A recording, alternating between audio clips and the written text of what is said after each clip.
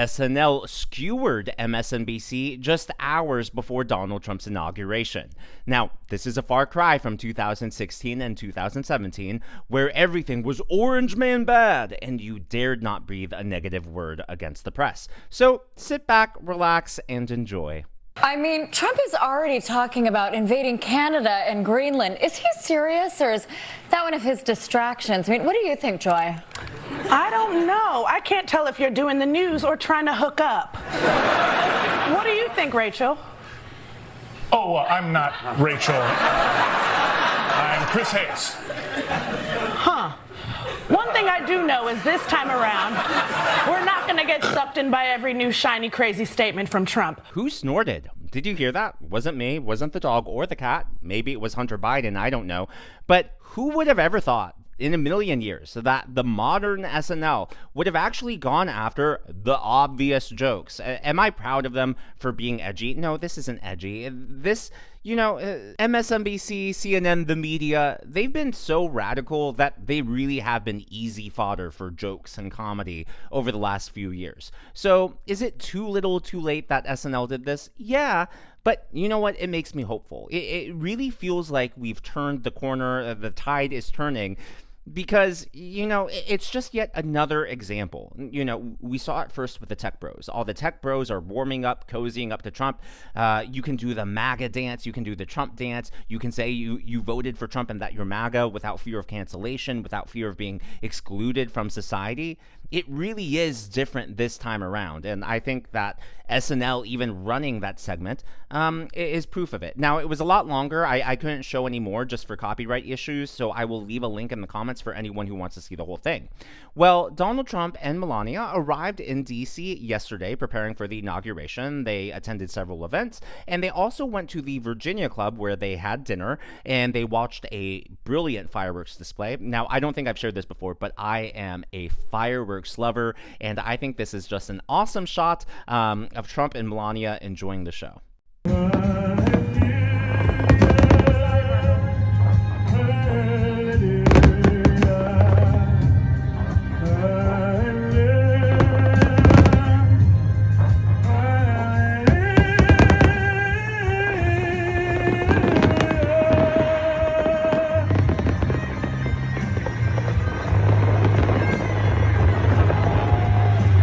Golden fireworks for the start of the golden era.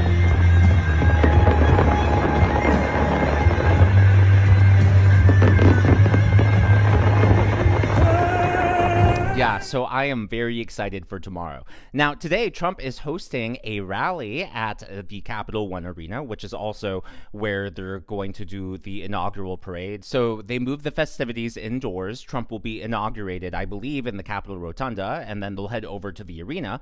Well, right now at the arena, as I'm speaking, Trump's rally is going on, and it is a huge crowd, a packed house. This is just a glimpse of the line. So Scott Presler was there, and he was walking through the line, made a video, and I thought y'all would enjoy this. Let's go! Let's go! Let's go! We're so back! We're coming! This is it! Let's go! Let's go! I love you back. Honestly, I think if there is an unsung hero of the 2024 election cycle, it is Scott Presler. In the history books, he really should get the credit, I think, for Trump winning Pennsylvania. And don't get me wrong, I understand that Trump campaigned hard in Pennsylvania. I understand that Elon Musk worked there hard as well. But Scott Presler really was on the ground, making sure that people were getting registered and headed out to the polls. He was just a one-man machine. And what gets me really excited is he has signaled his intentions to do the exact same thing in New Jersey. And New Jersey this year was closer than I think most people suspected it would be. So that's really exciting news. Now, here is another glimpse of the crowd. This is courtesy of the Post Millennial. According to them, the line just spanned blocks and blocks. And you can tell just based on how everyone's dressed, it's really cold outside, and it's set to get even colder tomorrow. Now, the official story is that they moved the inauguration indoors because of the cold, but there's also been a lot of speculation that, hey, maybe it's because of security threats and security issues. Well, in regards to the police, what is really exciting is that there are 4,000 volunteer police officers from the entire country who are headed to Washington, D.C. to help with the inauguration. So what I like about that is it's not just D.C. law enforcement. I think there is great symbolism of the support of law enforcement from all across the country coming in to unify and join and protect Donald Trump in this historic moment. Our entire police department will be activated for the presidential inauguration. In addition, we'll be reinforced with nearly 4,000 officers from across the United States who were generous enough to raise their hands and commit their time to assist the Metropolitan Police Department. Those additional resources will be deployed to manage traffic, secure dignitary routes, and ensure public safety in our city. I'd like to pause and thank those officers who are coming to our city, taking time away from their families to ensure the safety and security of this event. Their commitment to our country, to this city, and their law enforcement partners are admirable. They deserve praise from us all. Also, yeah, I agree 100% with that. I've seen reports that police officers are coming from like South Carolina, Nevada, Arizona, Michigan. I mean, they're coming from all over the place. So I think that's just an awesome show of support. And I think, you know, a lot of people talk about division in this country and how healing is needed. And I think the fact that officers have volunteered to go to D.C., help protect the next president, I think that's just a great image and a great contribution to the healing that we all need. Now, the next 48 to 72 hours are going to be gangbusters. Not only is there the inauguration, but Trump is expected to sign at least 100 executive orders and actions on day one alone. The Wall Street Journal has more details. They spoke with Stephen Miller, who previewed some of these executive orders. Trump is going to declare a national emergency on the U.S.-Mexico border, which will unlock more funding. He's also going to eliminate DEI directives on a federal level, and he will end Biden's limits on offshore drilling on federal land. On top of all of that, tomorrow on day one, Trump is going to issue J6 pardons. Based on what I've read, based on what I understand, he's not pardoning everyone. He's going to pardon the people who were obviously politically targeted and persecuted, but anyone who committed acts of violence against police officers or anyone who, violently actually broke the windows and doors, those people, those cases are going to be reviewed on a case-by-case basis. So again, just from what I understand, these aren't blanket pardons across the board. They have gone through each case and already know who they're going to pardon on day one. And then on day two, start the mass raids and deportations. And apparently this is going to begin in Chicago, so all eyes will turn to the Windy City, not even 24 hours after Trump is inaugurated. Now, if all of this seems overwhelming, it's because it is. We really have been drinking from a fire hose of news over the last few weeks, and that really got me to thinking. The reason this feels so overwhelming is because Joe Biden has been asleep at the wheel for the last 4 years. We all know he wasn't up there. We all know he's cognitively declined. We've seen it. We witnessed it. We've lived through it. And as Trump has prepared to assume office yet again, I think that, that's why this feels overwhelming, because stuff is actually happening. Stuff is getting done. Now, with all of that being said, Mike Johnson gave an interesting interview with Bari Weiss over at the Free Press, and he revealed who's actually running the country. And I know this has been a talking point on the right for quite some time. I listen closely to what he says, and we'll revisit afterwards. I do stand by it, and I say this without any personal animus at all. I mean, in some ways I actually kind of feel sorry for Joe Biden. I mean, he's in the twilight years of his life. He is not, obviously has not been in charge for some time. And I know this by personal observation, and now the whole world knows it, and it's been very, very concerning to me over the last, year and a half since I've had this position. Can you tell us a story when you say personal observation? What kind well, of thing did you see? It's public now because the Wall Street Journal got it and put it on the front page. But January a year ago, almost exactly a year ago, I had been asked, I became Speaker in October 2023, and there were all sorts of big national security concerns and everything going on, and I started requesting a meeting with the President because, you know, I'm kind of old school, I'm a constitutional law guy. Speaker of the House should be able to talk to the President, especially in times of great national interest and calamity. But they wouldn't let me meet with him, and his staff kept giving me excuses. This went on for like 8 or 9 weeks. I'm sorry, Mr. Speaker, he doesn't have time. What are you talking about? I'm second in line of the presidency. He has time. I need to talk to him. We had, I can't say the classified parts, but we had some big national concerns at the time that I was losing sleep over. Finally, I just went to the Hill Press Corps and I said, the President is not being allowed to meet with the Speaker. There's a problem. So they started putting pressure on him. Long story short, they finally relented. They invited me to the White House. I show up and I realize it's actually an ambush because it's not just me and the President. It's also Kamala Harris, Chuck Schumer, Hakeem, you know, the CIA director, everybody. And then, so I walked in the Oval and, I know what this is. They're going to hotbox the Speaker on Ukraine funding. That's what it was. This is probably third week of January. We sit down, we're in the midst of it, and the whole conversation, and I'm going, we don't need to have this conversation. The President reaches over just like this. We're sitting right next to the fireplace in the Oval, and he grabs my arm and he says, the Speaker and I just need a couple minutes together. Would y'all just leave us alone? And I looked up on the faces of some of the staff standing around the wall, and they're like, oh, no, he did it. So he called it. He's the Commander-in-Chief. So everybody leaves, and he and I are standing awkwardly in the middle of the Oval Office, right over the rug by that coffee table. And I said, Mr. President, thanks for the moments. This is very important. I got some big national security things I need to talk to you about that I've heard, and I think you know, and what do we do? But first, real quickly, Mr. President, can I ask you a question?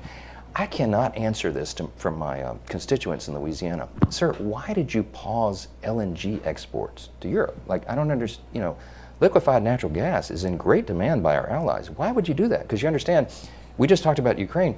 You understand you're fueling Vladimir Putin's war machine because they got to get their gas from him, And he looks at me stunned with this, and he said, I didn't do that. And I said, Mr. President, yes, you did. It was an executive order 3 weeks ago. And he goes, no, I didn't do that. And he's arguing with me. I said, Mr. President, respectfully, could I go out here and ask your secretary to print it out? We'll read it together. You definitely did that. And he goes, oh, you talk about natural gas.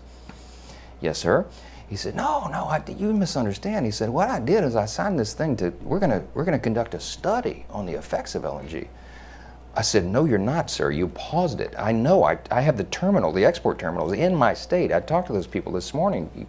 This is doing massive damage to our economy, national security. It occurred to me, Barry, he was not lying to me. He genuinely did not know what he had signed. And I walked out of that meeting with fear and loathing because I thought, we're in serious trouble. Who is running the country? I don't know who put the paper in front of him, but he didn't know. Well, based on his statement, it was really interesting. Chuck Schumer was there, Hakeem Jeffries, Kamala Harris, and the CIA director. If you're wondering who's running the country, I think that's where we start, right? And you start looking at those people, who's putting the papers in front of him, who is someone guiding his hand.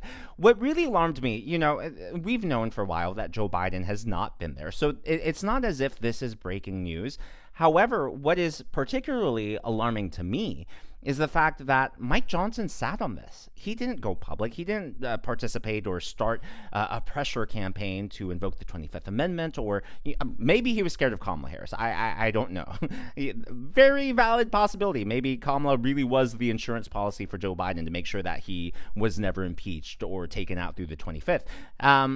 But yeah, it's just weird how now that everything is safe, Mike Johnson's coming out with this. But if we're looking at as far as who is actually running the country, I think you take a look at that inner circle of who was protecting Joe Biden, who formed the cocoon around Joe Biden to shield him from any scrutiny. So the last story in today's video has to do with TikTok. There is a lot of confusion there. Is it on? Is it off? Is it safe? Is it gone? What is going on? Well, earlier today, AOC had a huge meltdown over on Instagram. She was warning that we're on the verge of authoritarianism. The shame spiel, the same shtick that Democrats have been screaming at for the last 10 years. Well, part of her outrage had to do with TikTok and social media, and I just wanted to take the time to respond to what she said. Now, I want you all to put all the pieces together, because what this effectively means is that every social media platform, mass social media platform in the United States has been taken over by the right wing, with the exception of Blue Sky, but Blue Sky is still very small, relatively. So when I say put the pieces together, Elon Musk took over Twitter And there's open reporting. It's pretty obvious as well that they have manipulated the algorithms. They've artificially manipulated the algorithms to boost right-wing content on X and to amplify harassment. Then you have Meta.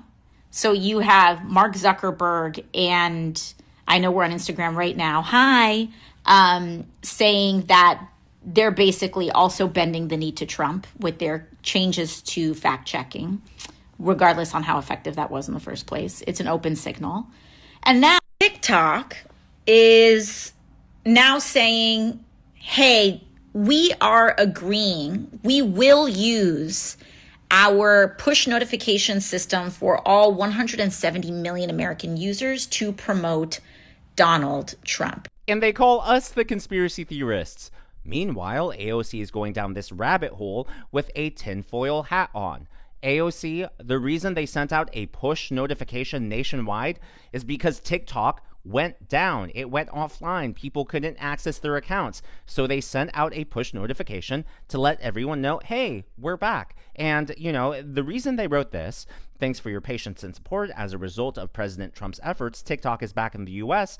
That's not an endorsement. That's not them, trying to promote Trump. That's just them clarifying what happened, clearing the air, and letting people know, hey, this is what's going on. Personally, I think that this move is going to have a huge impact on Trump's approval rating with young adults, because we all know Gen Z loves TikTok. The latest poll from CBS YouGov shows that Gen Z, young adults 18 to 29, are the most optimistic demographic about the next 4 years with Trump as president. I would never have guessed this in a million years, just because older voters tend to vote more conservative, younger voters tend to vote more Democratic. So to see that result in a poll, kind of crazy. Really gets you hopeful for what's to come and whether or not the coalition changes and the shifts that happened in the last election cycle are going to continue moving forward. Now, AOC said some other things. First of all, Twitter, there is no right-wing conspiracy to promote conservatives on Twitter. Before Elon Musk bought Twitter, fun fact. So if you go backwards, I believe 2012 to 2014, conservatives dominated Twitter. When it was an even playing field, conservatives just got more engagement. They really flourished on the platform. And then what happened was Jack Dorsey and team, started manipulating the algorithm and suppressing conservative voices, and they started promoting leftist voices. This is all well known, not only from reports, but from the Twitter files, and then obviously things got worse under the Biden administration. So the fact that, conservative voices are now being heard, that's not saying that leftist voices are being suppressed. It's just saying, hey, let everyone have an equal playing field. As far as harassment goes, there is no evidence that Twitter or X is promoting harassment. The way these algorithms work is they really serve one core function. They want to keep you on their platform as long as possible. So these algorithms look for engagement. On YouTube, engagement is in terms of whether you like a video, whether you subscribe, whether you comment, how long you watch. Yes, they track that. How long you watch, what parts you watch repeatedly, what parts you drop off at. Same thing on X. And so if someone posts harassment, yes, they'll get a sliver of people who agree with them, but they'll also get people who disagree and call them out. So those posts on both sides are naturally going to get more engagement from people agreeing with it, people calling them out, people arguing in the comments. And guess what? All of that is engagement. What does the algorithm love? Engagement. So boom, to the top. So that's not X promoting hate speech. That's just the algorithm doing what the algorithm does. Now, I do have a few thoughts on this. So Trump did issue a statement on Truth Social, and what he's proposing here is he would like, if you take a look at the right half of the screen, I would like the United States to have a 50% ownership position in a joint venture. By doing this, we save TikTok, keep it in good hands, and allow it to stay up. Without U.S. approval, there is no TikTok. So basically, Trump wants the U.S. to own at least 50% of TikTok. Now, a lot of people are probably wondering, is this even legal? How can this happen? The Supreme Court already ruled on this. And by the way, the Supreme Court ruled unanimously.